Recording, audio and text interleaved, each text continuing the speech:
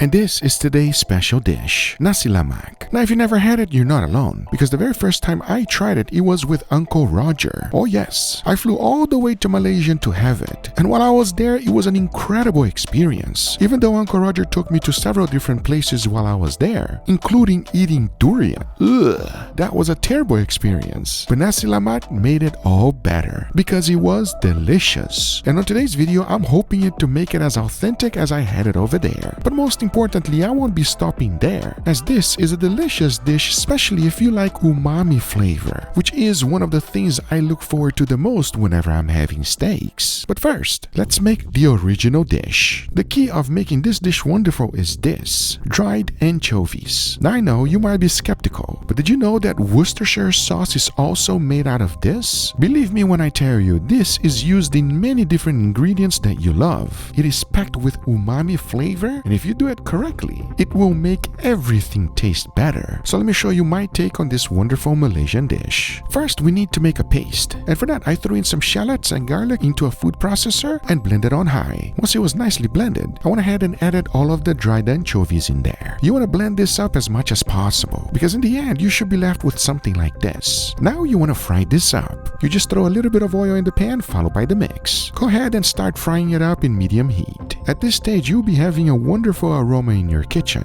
But this is just the beginning, because next we gotta add something else. Into the food processor, I added 2 types of chilies, followed by this, a very special ingredient, shrimp paste. Throw it in there and blend everything on high. Once you are done, you'll be left with this mix. It is crucial to make nasi lemak. Now go ahead and throw that in the pan, because as you're mixing everything, you're gonna need one more special ingredient, and that would be this, tamarind paste. So you wanna go ahead and pour this in a bowl, then add some sugar followed by water. Mix that up real good, and this is now ready to go into the pan. Go ahead and add that up and start cooking it. As you're doing so, add some sugar. I didn't add the whole thing in the beginning because I did not want the sugar to burn. Go ahead and cook this up, because in the end, you are left with this. If you love flavor, friends, this is full of it. If you don't want it to be too fishy, don't add too much. A little bit goes a long way. Another important ingredient of nasi lemak is fried peanuts. I start by frying them in oil. It does not take a lot of time. Just be real careful though, because peanuts will burn quickly. Make sure you keep it under medium-low heat. Once they're lightly toasted, go ahead and set it aside. If you love anchovy flavor, you can go ahead and fry some more as well. And just because I love it, I'm adding a little bit more. Now, if you don't like fish flavor, you can actually make this out of beef. That's exactly what I had in Malaysia with Uncle Roger, and it was phenomenal. But I just love little fried fishes like this. It's like French fries with umami flavor. Now to put the whole thing together, it's quite simple. Go ahead and add that into a bowl, followed by the fried peanuts, and as much as you want of the previous mix we made. Remember, you can make this with beef or any other protein you like, because regardless of what it is that you use, it will be phenomenal.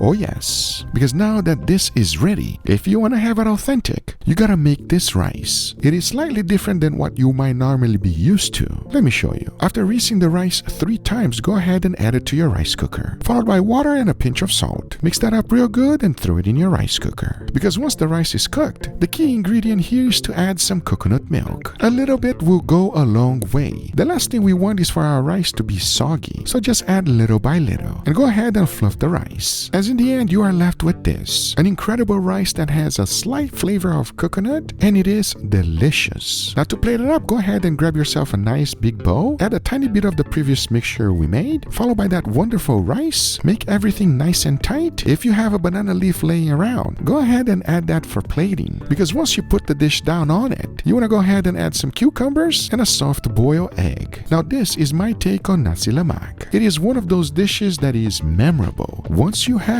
this, you will never forget. If you don't enjoy fish, make it with anything else you like. As I can promise you one thing, friends, this is one of those dishes that will make you crave it. Talking about that, I wanted to see how I could combine this with some steaks. As you can clearly see, I got these 3 beautiful New York strip. They are choice grade, 1.5 inches thick, and perfect for it. I seasoned them with a generous amount of salt, followed by freshly ground black pepper and garlic powder. Once that was done, I went ahead and threw them in the bag, and into the sous vide water bath they go at 135 degrees Fahrenheit for 2 hours. This will cook them to perfection. To make these steaks nasi lemak style, here's what I came up with for the first one. I'm calling this one nasi vanilla compound butter. And it's pretty simple to do. Into the food processor, throw in a little bit of that mixture we made previously, followed by a softened butter, a tiny bit of coconut rice, blend everything on high, throw it in some clinch plastic, let it solidify in the refrigerator. Once you have done so, there you have it, nasi lemak compound butter. And I'll be adding this to one of the steaks once it's fully cooked, as the other one will just have the mixture we made previously. Now if you think I'm not going to be doing a side dish, you are out of your mind, because there was one other thing that I had in Malaysia that really caught my eye. But you will be surprised how easy and simple it is to make. Let me show you. First, get yourself some meat. You can use beef, you can use lamb, or anything you like. Next, get yourself some wonton wrappers. Throw that in, close them nice and tight, and make sure you make a bunch. Next, you want to throw everything into the steamer. Cook it until it's fully cooked. Because here's where the magic happens. Into a squeeze bottle, throw in 10 grams of all-purpose flour, followed by 40 grams of oil and 90 grams of water.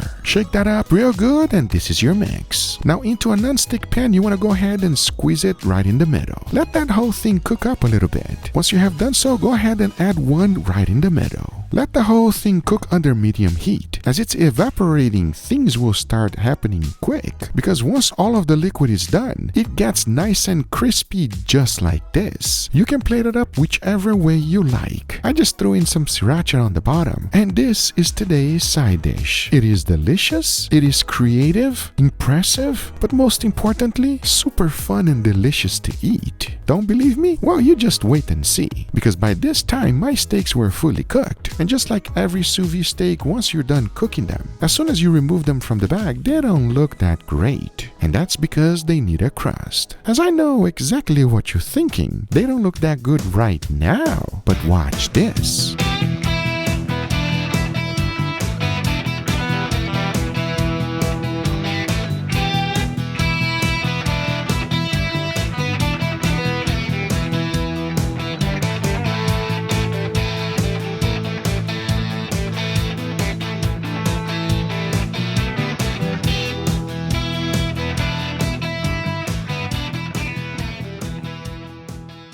All right, everybody, and here we got our beautiful feast, gentlemen. What do you guys think? Damn, Guga, you did your thing, bro. Look at this presentation. The table is full of food. We're hungry. I'm ready to eat, bro. This looks very fancy. This looks very fancy. But it's a lot easier to make than this. Yeah, but this looks homey. This looks like a simple meal to make. No, it's not even funny. This is one of the hardest things I've ever made in my life. And I hope I did its justice, everybody. Guga, can I be honest? Yes. It smells very strong. Very powerful, everybody. The smell is insane. Are you ready, 2K? As ready as I'm gonna get. The idea here of nasi lemak is to eat the whole combination of everything together, yeah? Make sure you get everything on one little bite over here, and we're gonna give this a try and give you guys an honest opinion, because right after, I wanna see if this works well on some beautiful steaks. Let's give it a try. Cheers. Cheers. Holy. Wow. It's spicy, everybody. It's quite spicy. You can feel a lot of spice here, but it does have a little bit of sweetness, some richness from the egg yolk, a nice creaminess. But what I really like a lot is the different textures here. The little crunch from the cucumber. You have that creamy, runny egg yolk, the soft, fluffy rice, the peanuts, a little bit of crunch from, is that some type of fish? Anchovy, yes. It's nice. It's actually very nice. And the flavors are harmonized very well together. I can't believe how well it goes together with the rice. I think if you eat it without the rice is a no-no, because it's very, very strong and you don't need much. Just put a little bit together with the rice. It's phenomenal. The coconut rice also brings down the spiciness along with the cucumber and the egg, and it's actually really good. It's a really good dish. I am in love. Now, the question is, will that pair up nicely with steaks? Enough talk, let's give it a try. Cheers, everybody. Cheers. I'll be honest with you, that is delicious, but the nasi lemak has so much flavor, right? It makes the steak mild. Yeah, the steak almost tastes bland in comparison after you try that dish. That's the exact word I was gonna use. Yeah, it seems like almost like there's almost no flavor. That is how wonderful that dish is, everybody. That is phenomenal, but it's just very difficult to find these kind of ingredients, everybody. But that was great. Now let's check out this one. Let's give it a try right now and find out. Cheers, everybody. Cheers. That's really good. Wow, that tastes amazing, everybody. It tastes very good. I like it. I'm impressed how flavorful that nasi lemak is. It has such a complex flavor profile. There's so many different things going on, and they really just elevate the steak and make it taste so much better without too much powerful spice or anything like that either. This version is really delicious. I can't believe that I'm saying, everybody, the control steak tastes bland. Yeah. It really does. Okay, I got a little side dish over here. Please, 2K, grab one. So these are birria gyoza.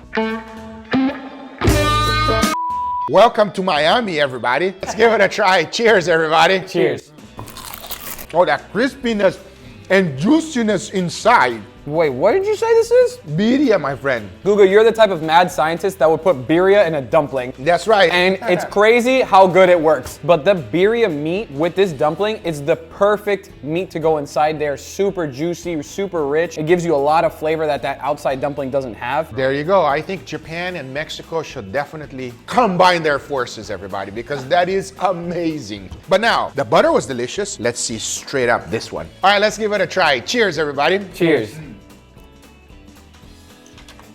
Can I be honest? 100%. I like the butter better. I like the butter better. Yeah. That's too much. It's too fishy is the problem. Yeah, it's way too fishy. I think the butter one is fishy-er, but it combines better with the butter. It's not as spicy. Yeah. I feel like this one, it's not super spicy where it masks all the flavor. It still has a good amount of flavor. Yeah. But just overall, the flavor is better on the butter one. When you use ingredients like this, you want it to be a marriage of flavors, but this kind of tastes more like a divorce. And they're still fighting over custody because this is like, they're both way too strong, so they conflict and they fight each other instead of working together as a team. And it's a little bit off-putting. Now, I will say this. Shout out to my good friend, Uncle Roger. This tastes phenomenal. I highly recommend giving it a try. Save a little bit of what's left so you can make a compound butter to add extra flavor on your steak. Absolutely. Okay? But get ready, because your house is gonna smell very different, yeah? I hope you guys enjoyed this video. If you did, hit that thumbs up. If you're not a subscriber, be sure to subscribe, and we'll see you guys on the next one. Take care, buddy. Bye-bye.